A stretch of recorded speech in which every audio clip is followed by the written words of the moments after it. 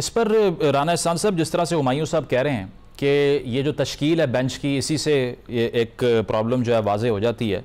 तो अगर बेंच की तश्कील पर ये सवाल उठ रहा है और इसके बाद कोई फ़ैसला आता है, फिर दोबारा से तनकीद होगी कि बाइसनेस शो की जा रही है, फिर कंट्रोवर्सी क्रिएट की जाएगी, फिर हुकूमत की तरफ भी तनकीद के नश्तर बरसाए जाएंगे। तो फिर आपका क्या व्यू पॉइंट है इस पर, जो आज की स्पेसिफिकली डेवलपमेंट है मुनीब अख्तर साहब से रिलेटेड? देखिए, हमारा तो बड़ा इसमें बेसिक व्यू पॉइंट यही है कि आइन 63A की जब जो तशरीह की गई तो आइन को रीराइट किया गया और पीटीआई उसके बेनिफिशरीज हैं। अगर आइन को रीराइट ना किया जाता तो तब पंजाब हुकूमत ना गिरती और पीटीआई को हुकूमत ना मिलती और मुल्क में जो एक इंस्टेबिलिटी आई थी वो ना आती, इकोनॉमिक इंस्टेबिलिटी उसकी वजह से आई। तो ये जो बेनिफिशरीज हैं, आज अगर उसकी कार्रवाई आगे बढ़ रही है तो सबसे ज्यादा जो पिंच है या सबसे ज्यादा जो तकलीफ है वो इन्हीं को ही होगी, क्योंकि ये उस मामले के जो एक गैर आईनी मामला हुआ, आइन को रीराइट किया गया, उसके बेनिफिशरीज हैं। तो अब अगर जस्टिस मुनीब नहीं बैठे तो मेरे ख्याल से फिर भी कार्रवाई चले। एहसान साहब, वैसे आइडियली फ्लोर क्रॉसिंग होनी चाहिए या नहीं? देखिए, बात ये है कि एक जगह आइन है और आइन अगर आपको अच्छा लगता है या बुरा लगता है या उसमें इम्प्रूवमेंट आनी चाहिए है तो वो एक अलग डिबेट है। और अगर उसमें कोई इम्प्रूवमेंट आने की जरूरत है तो उसका तरीका जो है, अगर आपने नुक्ते को कॉमे से रिप्लेस करना है या आपने कुछ और जो है वो एंड या शैल को भी तब्दील करना है, तो आपको 2/3 एक्सपीरियंस चाहिए आइन को तब्दील करने के लिए। ये प्रेरोगेटिव जो है ये सुप्रीम कोर्ट का नहीं है। तो जब सुप्रीम कोर्ट ऐसी तशरीह करेगी जिससे जो मानी है आइन का, जो बड़ा ऑब्वियस है, वही चेंज हो जाए, लेकिन तो देखे ना वो डिफेक्शन क्लॉज नवाज शरीफ साहब ने आइन में डलवाया था, as far as I could be right, और अब नून लीग ये चाहती है कि वो रिवर्स हो जाए। नहीं, देखिए, बात ये कि मैं कहता हूँ आप इस आइन को टोटली तौर पे तब्दील कर दें, लेकिन उसका रास्ता जो है वो पार्लियामेंट है। वो रास्ता वो अदालतें नहीं कर सकती ना, तो अदालतों के जरिए ये काम नहीं होना चाहिए। ये काम अगर होना है, इसमें कोई बेहतरी लानी है या बदतरी लानी है, जो भी करना है आपने, वो आपने पार्लियामेंट के थ्रू करना है। सही, नासिर, ठीक है नासिर साहब, ये हमारा मौका। ठीक है नासिर साहब, आपकी तरफ आऊँगा। मुझे ये बताइए, वो सिंध हाउस का जो सारा माहौल था वो आज भी तहरीक इंसाफ रिकॉल करती है, आप पर तनकीद भी करती है। तो अगर 63A का फैसला लेस से हाइपोथेटिकली रिवर्स हो जाता है, जिसका अगर इम्कान मौजूद है भी, तो उस पर हाइपोथेटिकल डिबेट तो हो सकती है ना। अगर ये फैसला रिवर्स होता है तो फिर बहुत से लोग ये कहते हैं कि दोबारा हॉर्स ट्रेडिंग का कल्चर आ जाएगा, फिर बोलियां लगेंगी, फिर उम्मीदवारान को ख़रीदा जाएगा। पीपल्स पार्टी ये फील नहीं करती कि फ्लड गेट खुल जाएगा दोबारा से इससे? बिस्मिल्लाहिर्रहमानिर्रहीम, अल्लाहुम्मा सल्ली अला मुहम्मद व आले। देखिए, जो चीज आइन में है उसको रीराइट करने का इख्तियार जो है हमारी मौजूद अदालतों को नहीं है। आइन के लिहाज से जाहिर है इखलाकी तौर पर वो मुनासिब नहीं है जो आप बात कर रहे हैं फ्लोर क्रॉसिंग की। लेकिन फिर क्या रास्ता है अगर वोट ऑफ नो कॉन्फिडेंस को लाया जाता है? गवर्नमेंट के पास तो अपनी अक्सरियत होती है।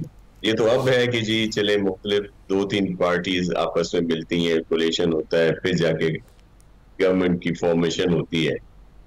अदरवाइज तो किसी के पास भी सिंपल मेजॉरिटी या कुछ जो भी अक्सरियत आए वो अपनी गवर्नमेंट बनाता है। तो उस गवर्नमेंट को अगर वोट ऑफ नो कॉन्फिडेंस लाना है तो उसका तरीकेकार क्या है? देखिए, बाकी सारे तरीके जो हैं वो हैं जो गैर आईनी है। 50A2B लगाया जाता था जिसको पाकिस्तान पीपल्स पार्टी ने खत्म किया। फिर अदालती अहकामात के जरिए गवर्नमेंट्स को हटाया जाता था, या कोई और भी बहुत सारे गैर आईनी गैर जमहूरी यहाँ पे तरीके रहे हैं।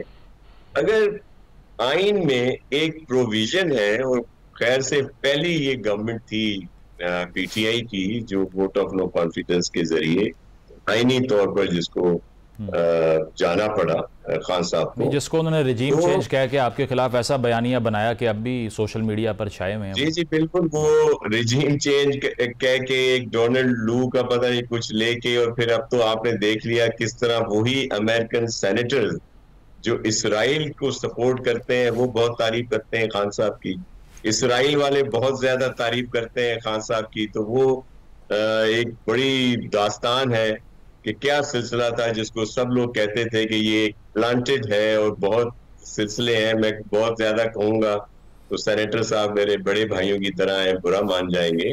तो उस पर तो चले अभी डिबेट नहीं हो रही, कभी आप प्रोग्राम करेंगे तो उस पर हम आपको तफसीली बताएंगे। लेकिन ये जो हाई कोर्ट लाहौर का फैसला था, जिसमें ठीक है डी सीट करने का तो आइन में जिक्र है, लेकिन उसकी जो काउंटिंग नहीं हुई वो तो कहीं भी नहीं था, इसी तरह रीराइट कर दिया गया। अभी सेनेटर साहब कह रहे थे कि जी वो जो फॉर्मेशन है या जो कमेटी बननी थी वो 3 रुकनी होगी तो होगी, लेकिन इससे अभी कुछ 15 दिन पहले एक फैसला आया है जिसमें 8 या 5 मेरे मौजूद जस्टिस साहिबान का भी फैसला या कुछ आया, उसकी भी तो पूरी जो रिक्वायरमेंट थी पूरी नहीं की गई, जिसका नोटिस चीफ जस्टिस साहब ने लिया था और फिर वो सारे हकायक सामने आए थे। इशू ये है कि जो चीज खुद को बेहतर लगती है वो तो ठीक है, दूसरों की तरफ चले जाए। मिसाल के तौर पर ये बिल्कुल अभी बात होगी कि जी जमीर जो है लोगों के बिक जाते हैं। आपको याद होगा एक दफा सेनेट में चेयरमैन सेनेट का इलेक्शन था, जो पार्टीज थी गवर्नमेंट के अगेंस्ट उनके नंबर बहुत ज्यादा थे, बिल्कुल, जब खड़े हुए तो ज्यादा थे, जब वैसे वोट आए तो कम हो गए, और दूसरों तब इन्होंने कहा जी वो जमीर जाग गए।